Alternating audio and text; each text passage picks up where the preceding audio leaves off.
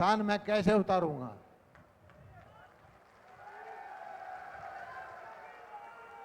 जो जो समर्थन आपने दिया है, जो मेरे भाई मेरे मालिक बैठे हैं, जो प्यार दिखाया है, मैं समझता हूं कि आपका कभी कर्जा ना मैं उतार पाऊंगा ना मेरा परिवार उतार पाएगा। आज सौभाग्य है कि आज के वक्त के सरदार पटेल जिसके देशभक्तों के वो प्रेरणा स्रोत हैं और भाई कश्मीर की समस्या का समाधान करने वाले, आप ये सैनिकों की भूमि है, ये वीरों की भूमि है। आप याद करो कांग्रेस के वक्त में हमारे भाई, हमारे परिवार के बच्चे जब कश्मीर में उनकी पोस्टिंग होती थी और वर्दी में जब उनको पत्थर मारते थे, नीची गर्दन करते थे, तो हमारा सिर झुक जाता था। इस कांग्रेस की वजह से सिर झुक जाता था। और जो नासूर था, कांग्रेस ने इस देश को जो नासूर दिया था धारा 370 का, उसको समाप्त करने वाले हमारे अमित शाह जी आने वाले हैं। और मैं मेरे साथ बैठे हुए सारे भारतीय जनता पार्टी के वरिष्ठ नेता, इनके सामने भी सिर झुकाता हूं। जिस तरह से आदरणीय रामविलास शर्मा जी ने मुझे पटा पहनाया है, शर्मा जी, मैं आपका कहीं पर भी सिर झुकने नहीं दूंगा और इस ब्राह्मण के पट्टे की इज्जत पूरी रखूंगा। मेरे साथी कुलदीप बिश्नोई जी, मेरे साथी रामचंद्र जांगड़ा जी, भाई धर्मवीर जी और मेरे मौसी के लड़के जनरल वत्स जी, हमारे मुकेश जी, भाई उमेश पातवास जी, वरुण स्वर्ण जी और हमारे दोनों महामंत्री और महामंत्रियों के महामंत्री सामने बैठे। भाई, भाषण देने का आज वक्त नहीं है। आज आपने भारतीय जनता पार्टी की तीसरी बार सरकार बनने वाली है, उसकी नींव डाल दी है, गारंटी से है कहते हैं। मैं आदरणीय अमित शाह जी के सामने रखना चाहता था कि ये जो जमीन है, ये चौधरी बंसीलाल जी के कर्म भूमि है। यहां पर नहरों का जाल बिछाया, पूरे हरियाणा में सड़कें बिछाई और किसानों की जीवन दशा को सुधारने का काम उन्होंने किया। उनका सपना था कि इन बालू रेत के टीलों के अंदर मैं धान और ईख की खेती कराऊं। यह काम उस वक्त नहीं हुआ, लेकिन आज की भारतीय जनता पार्टी की सरकार इस काम को कर रही है। एक खुशी का मौका और है संयोग, आज जी जेपी दलाल बोल रहा हूं।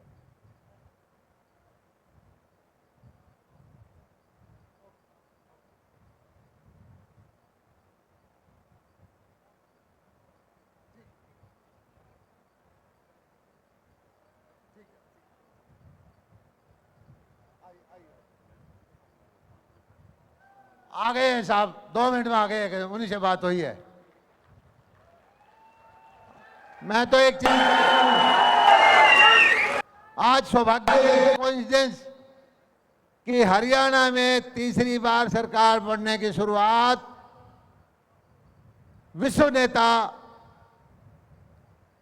हमारे प्रधानमंत्री नरेंद्र मोदी जी के जन्मदिन भी आज ही है। आज के दिन ये शुरुआत हो रही है और मैं समझता हूं यह अलख बाबा की नगरी पूरे प्रदेश के किसान के कल्याण के लिए, गरीब मजदूर के कल्याण के लिए आशीर्वाद दे रही है।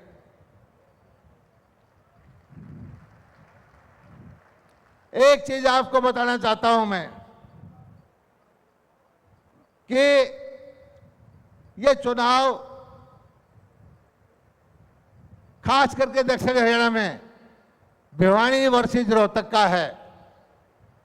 रोहतक वालों ने हमारे साथ बहुत भेदभाव किया है। हम जब रोहतक से आते थे कलानौर पे, हमारा सिर झुकाने का काम हुड्डा साहब ने किया है। वहां पीछे सड़क 4 लेन की और हमारे आते ही एकदम सड़क भीड़ी हो जाती थी।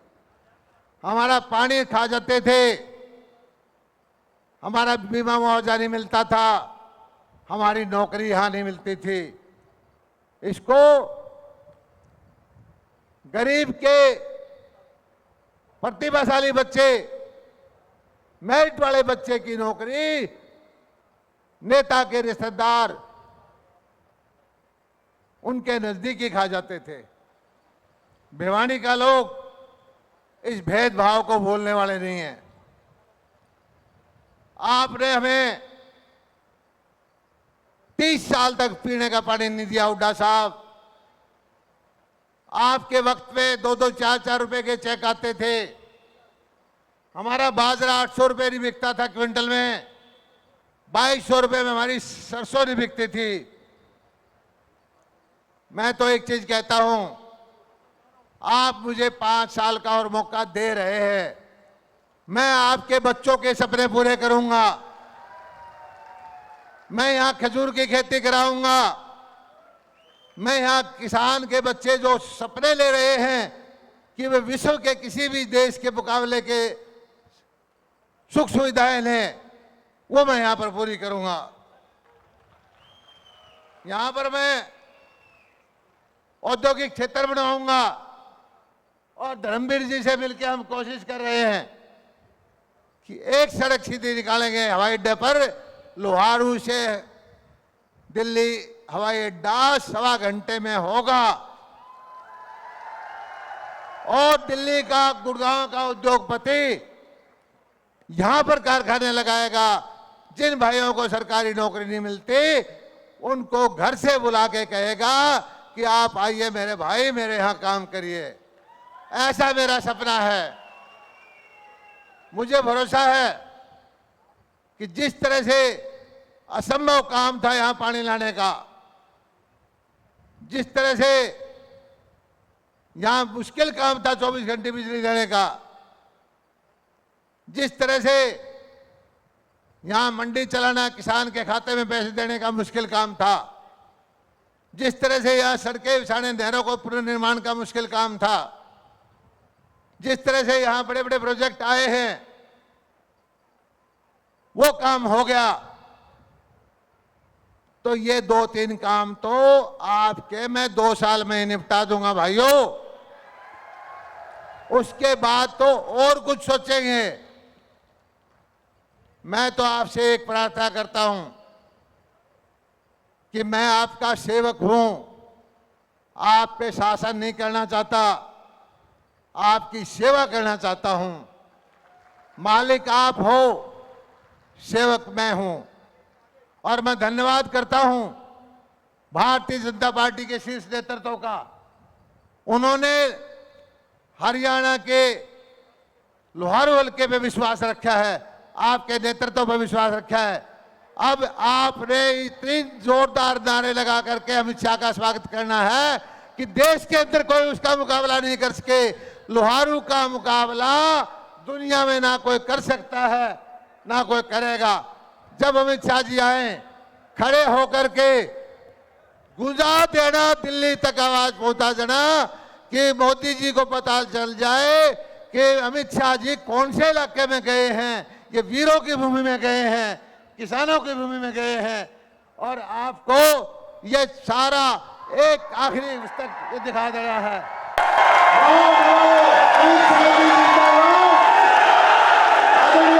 जिंदाबाद।